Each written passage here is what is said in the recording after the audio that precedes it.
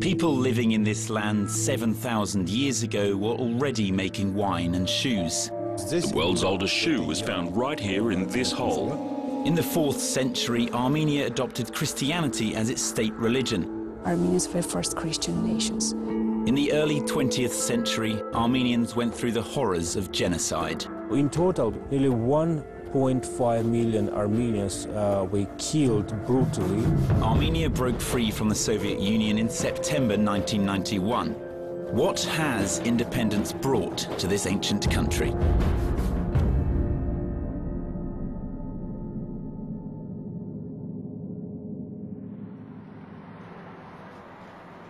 In 2008, archaeologist Boris Gasparian could have rivaled Armenian politicians in terms of popularity. News of his discovery had spread far and wide throughout the world. In caves in the mountains around the village of Areni, the archaeologist had found a settlement dating back to the year 5000 BC. These vessels were among the first finds.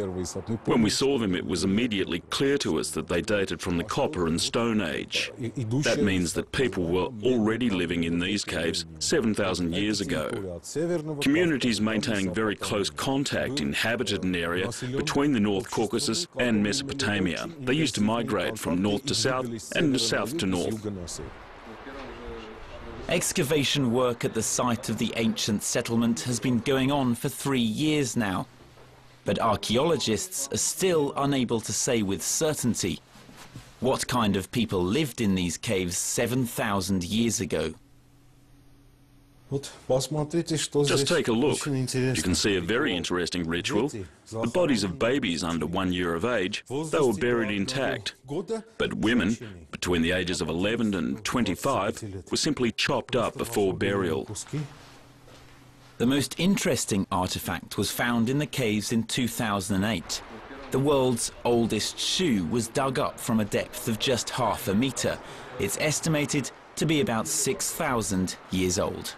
The world's oldest shoe was found right here in this hole. It took us a great deal of effort to get it.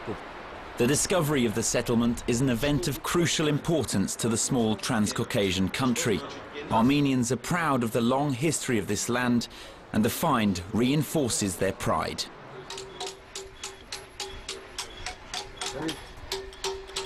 In Armenia, there are few other handicrafts that can unite generations as much as the making of hachkars, or tombstones. The art has undergone little change throughout its 1,000-year history. A hammer, chisel and stone are all that's needed for the job. A man and his grandson are working on this hachkar. I like the job. It is handed down from generation to generation. The one who taught me was my grandfather. Over the course of his long life, the elderly man has made scores of hachkars. Nowadays, he mentors his grandson in the ways of hachkar sculpting.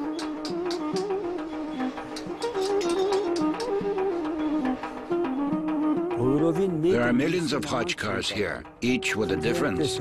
They differ just as people do. All of the carving patterns are different, even on some particular tombstone. This is to show that the world is imperfect. Each grave or monastery has its own tailor-made tombstone. Normally, it takes about a month to make one. This cemetery in the village of Noraduz is one of the oldest in Armenia. The long history of this Caucasian country, a history packed with drama, can be traced by looking at the tombstones. Up until the 7th century, hachkars looked quite simple. There was nothing but a cross atop the first cross stone.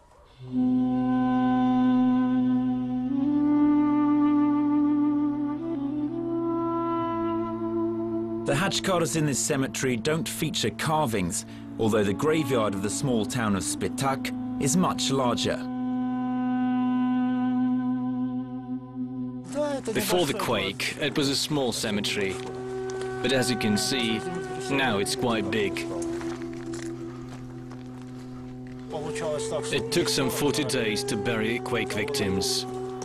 Artur Sarkisyan comes to the cemetery quite often. He always follows the same route in this mournful place. as he moves from one grave to another. On December the 7th, 1988, he lost nearly all of his family.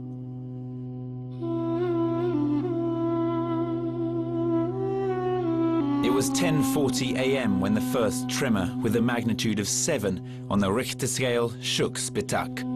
30 seconds later, the tiny town was no more, just a pile of rubble.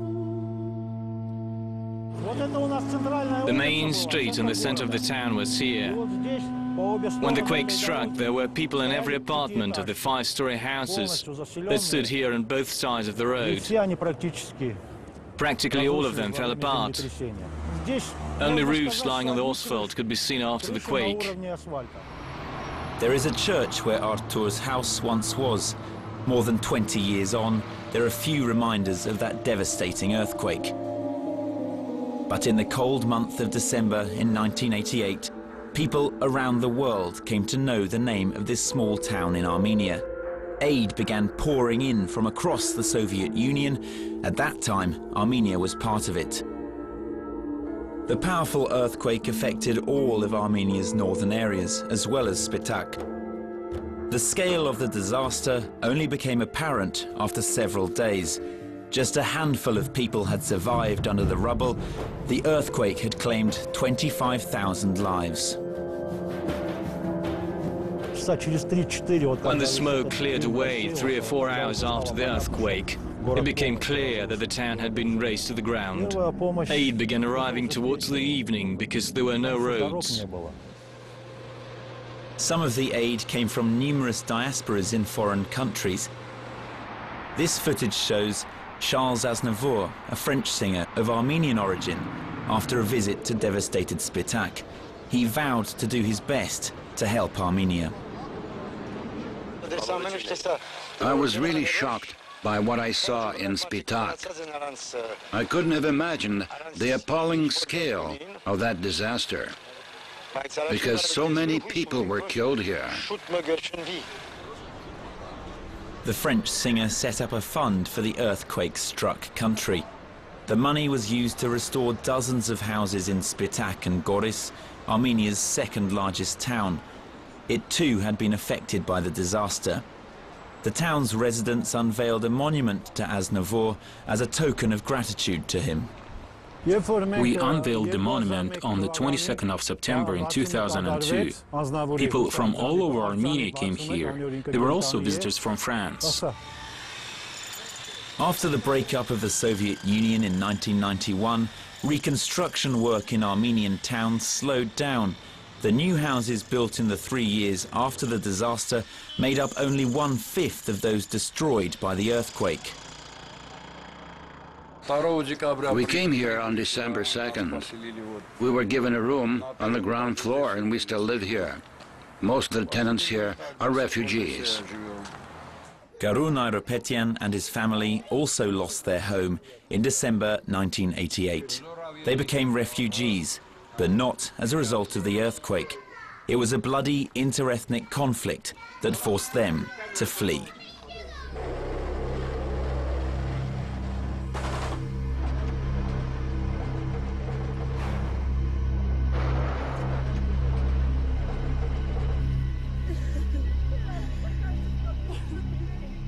Armenia is a republic situated in the Trans-Caucasus. It joined the Soviet Union in 1922.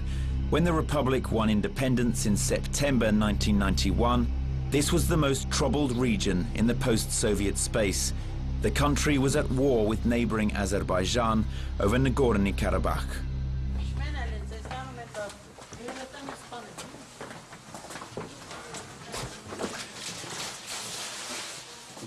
We chop the wood for the winter.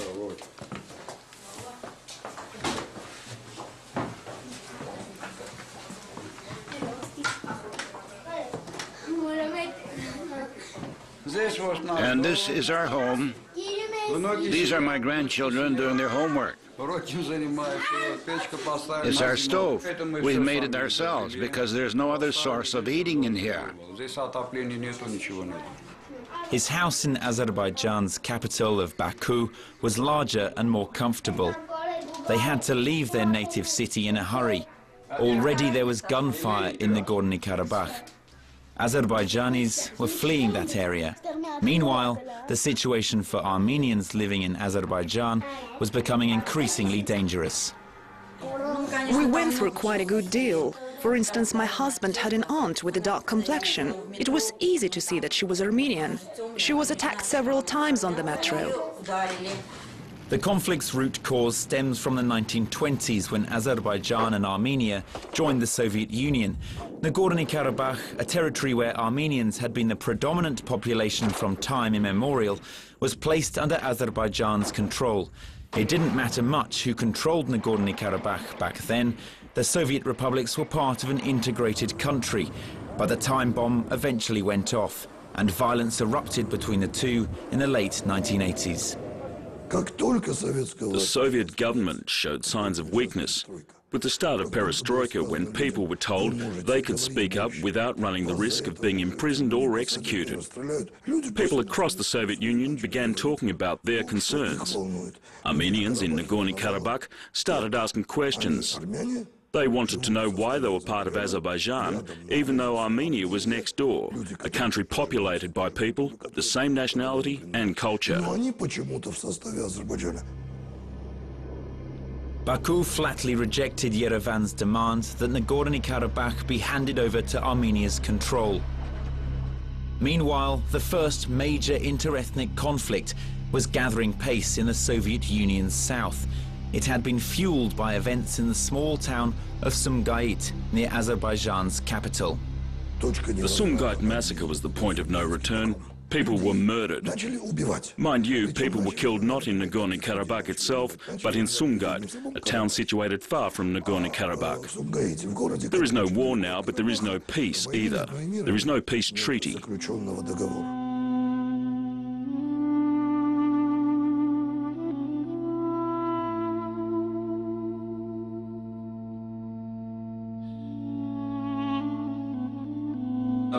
I'm certainly nostalgic about those times. Here is Nizhny Tagil.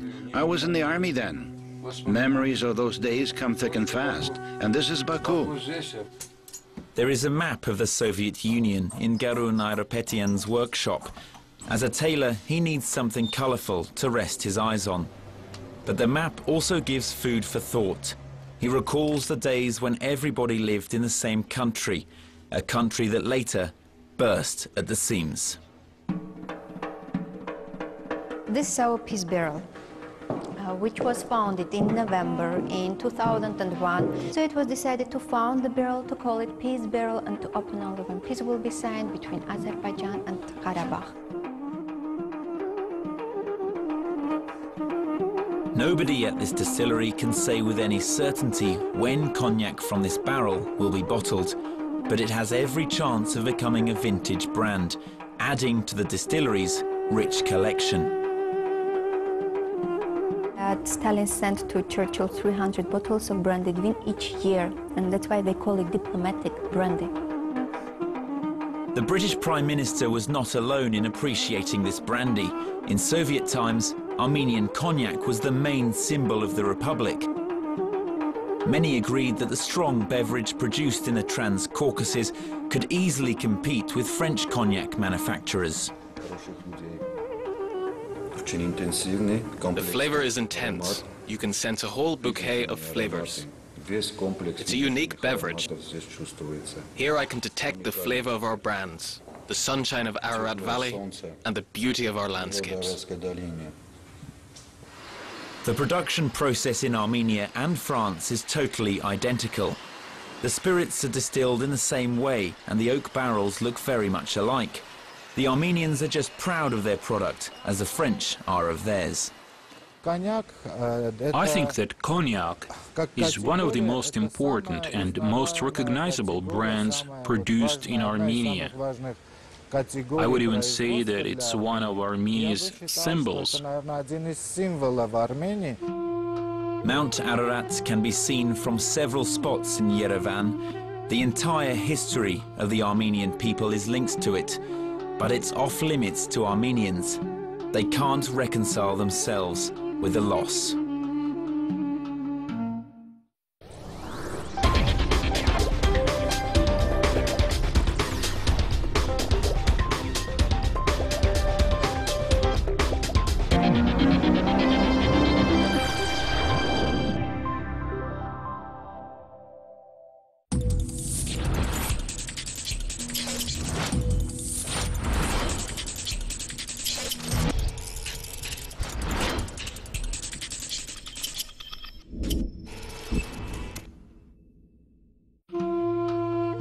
The mountain's height is 5,137 meters above sea level.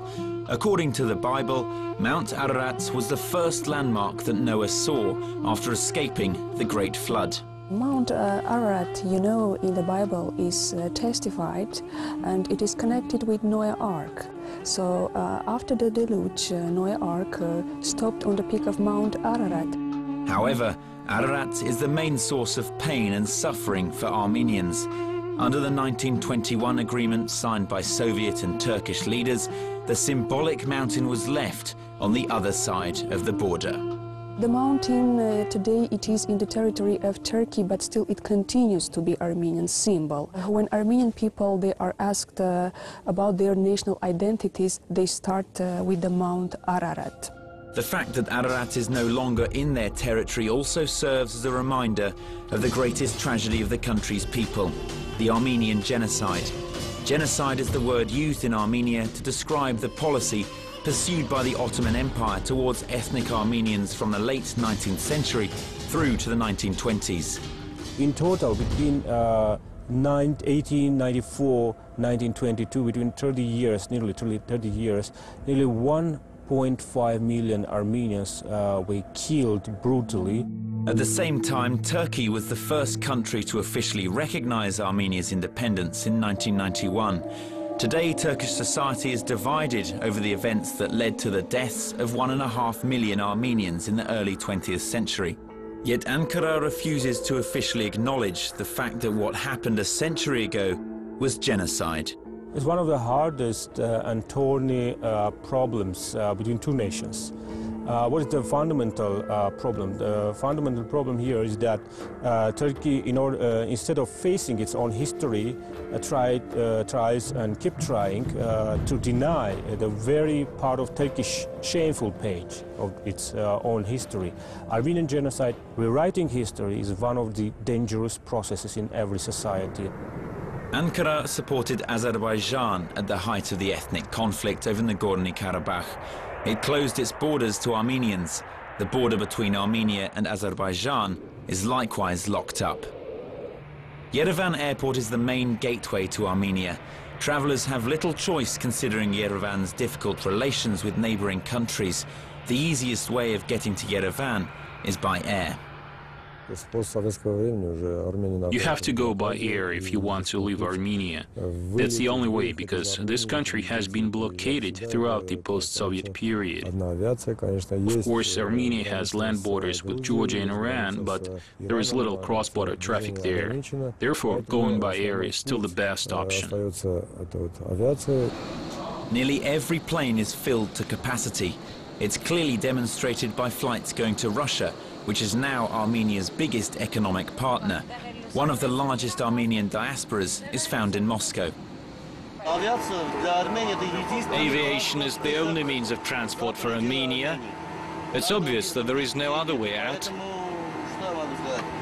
That's why our planes are always full of passengers.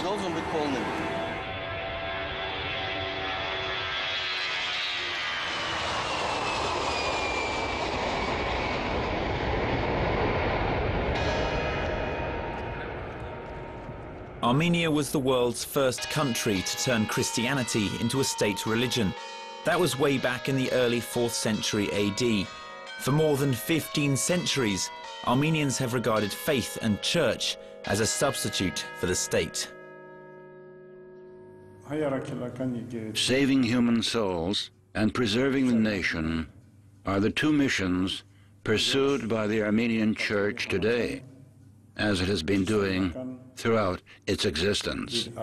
We are doing our best to remedy the harm done by the genocide of Armenians and 80 years of godlessness under the Soviet regime. Fortunately, the Soviet campaign to stamp out the church had little impact in Armenia. It didn't affect the scores of ancient monasteries. Many of them are over 1,000 years old. It's now possible to reach the Totev monastery, one of Armenia's oldest, by cableway. It's the world's longest reversible ropeway. The 15-minute journey offers a magnificent view of a deep, picturesque gorge. We are in the cabin of the Totev cableway, the world's longest. It links the village of Avadzor to the Totev monastery. It is 5,750 meters long, and its highest point above ground is 320 meters. When the cableway was opened in October 2010, the hope was that it would attract foreign tourists. Its design is unique in many ways. For instance, the nearly 6-kilometer-long cableway has only 3 supports. European specialists helped to build it. This is our main electric generator. It produces 533 kilowatts. Here you can see the emergency diesel generators. If the electricity fails, we will turn these on and evacuate the passengers. We have a great safety system in place. Most of the cable car passengers are people living in nearby villages who get free transport. The influx of foreign tourists is small for the time being, but the businessmen who have invested in the ambitious project believe that in a couple of years, Armenia will become a popular tourist destination. Hotels and campsites are already being built around the monastery and the cableway.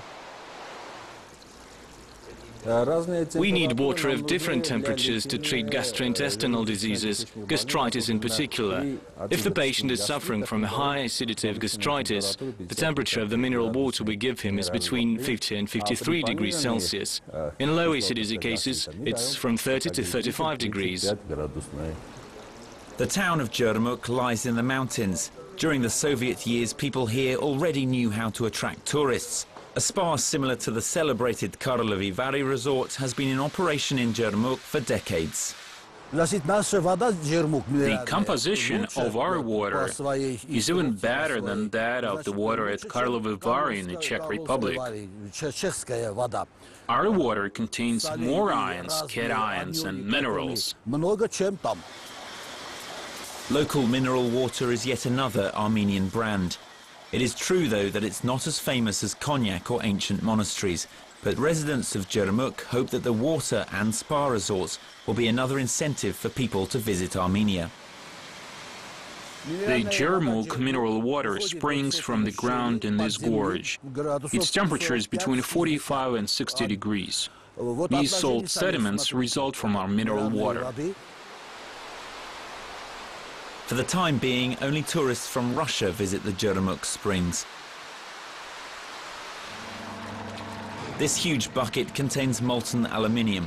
It'll take several hours and a production process involving a dozen phases for the aluminium to be turned into superfine foil. This plant is one of Armenia's leading industrial enterprises. Like many others, it was inherited from the Soviet era. But like most other industrial plants, it stood idle during the first years of independence.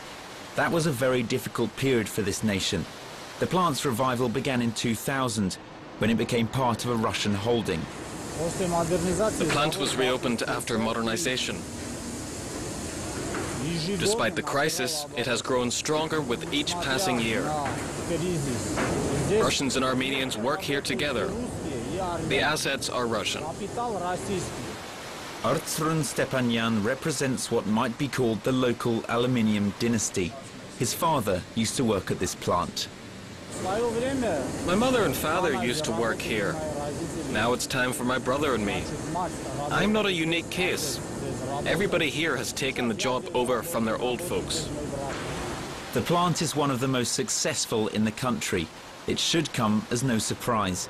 They have Russian investment and the whole of the Caucasus as their market.